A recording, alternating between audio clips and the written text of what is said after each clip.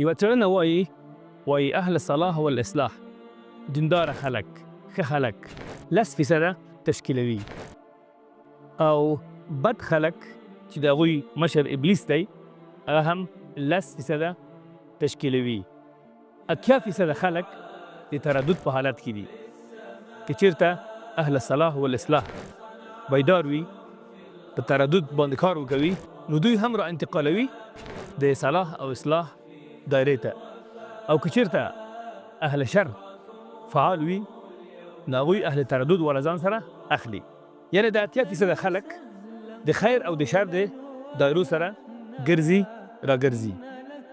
دعوتګرانو ورونو ته مصلحینو ته زما پیغام دغه دی چې هغوی په شر کې کار وکوي.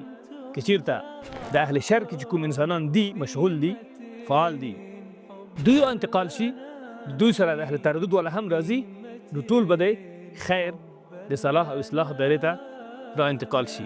ځکه هم رسول صلی الله علیه وسلم فرمایلی چې خیارکم فی الجاهلیه خیارکم فی الاسلام انفقهو.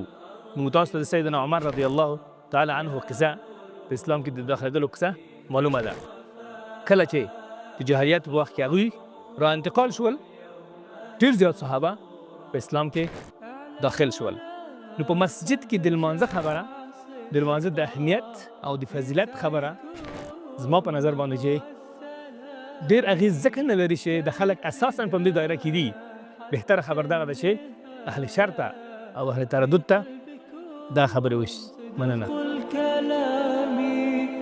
في قلبكم صدق الكلام يا